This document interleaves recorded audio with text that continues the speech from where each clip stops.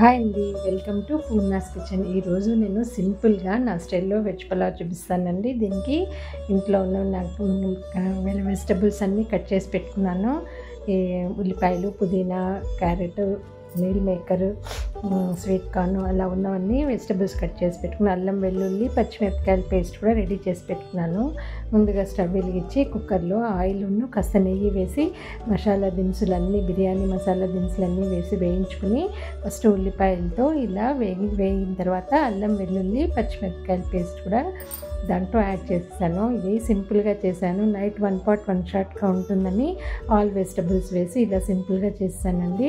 ఈ వెజిటబుల్స్ అన్నీ 1 by 1 వేసి పుదీనా కొంచెం ఎక్కువగా తీసుకున్నాను, ఆ ఫ్లేవర్ బాగుంటుందని. కాసిన మీల్ మేకర్ కూడా వేసి ఒకసారి బాగా పైనుంచి కిందకి టాస్ చేసుకుని పసుపు, ఉప్పు, కారం కొంచెం స్పైసీగా ఉండాలని కాస్త కారం కూడా వేసాను.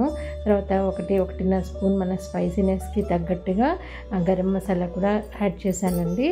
ఇవన్నీ వేసి ఒకసారి బాగా కలియబెట్టి నేను 2 గ్లాసులు బాస్మతి రైస్ నానబెట్టుకున్నాను.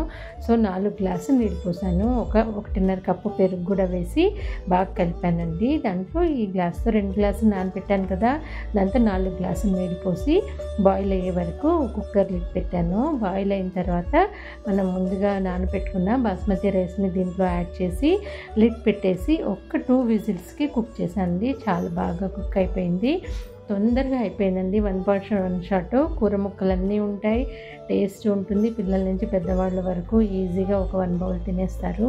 కంపారిటివ్లీ మామూలు రైస్ కంటే బాస్మతి రైస్ లో గ్లైసెమిక్ ఇండెక్స్ ఉంటుంది కదా, అప్పుడప్పుడు చేసుకుంటే మంచిదండి.